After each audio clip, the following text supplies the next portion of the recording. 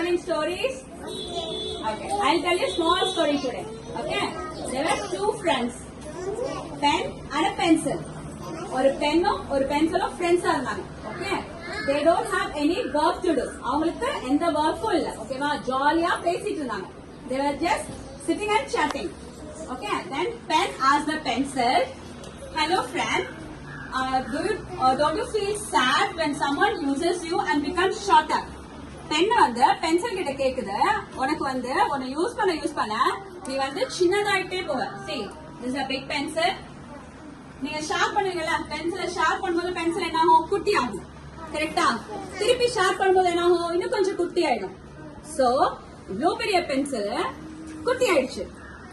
So அந்த pen வந்து pencil கிட்ட கேக்குது, don't you feel sad when someone makes you small?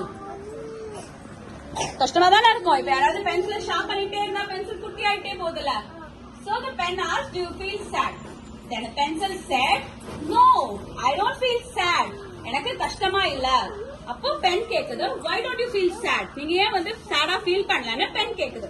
Then the pencil said, "I'm happy that someone uses me to write, to draw, and the picture makes happy." யாராவது என்ன use பண்ணி எழுதுனாங்களோ இல்ல draw பண்ணாலோ அந்த paper எப்படி இருக்கு? அழகா இருக்கா? பிக்சர் பியூட்டிஃபுல்லா இருக்கா? அப்போ I am being used to draw and write, so I am happy. So the pen was happy, pencil also happy. So what is the moral of the story, children? We should be happy and thankful for what we are. நம்ம எப்படி இருக்கோமோ நம்மளால மத்தவங்களுக்கு use ஆனா we should be happy.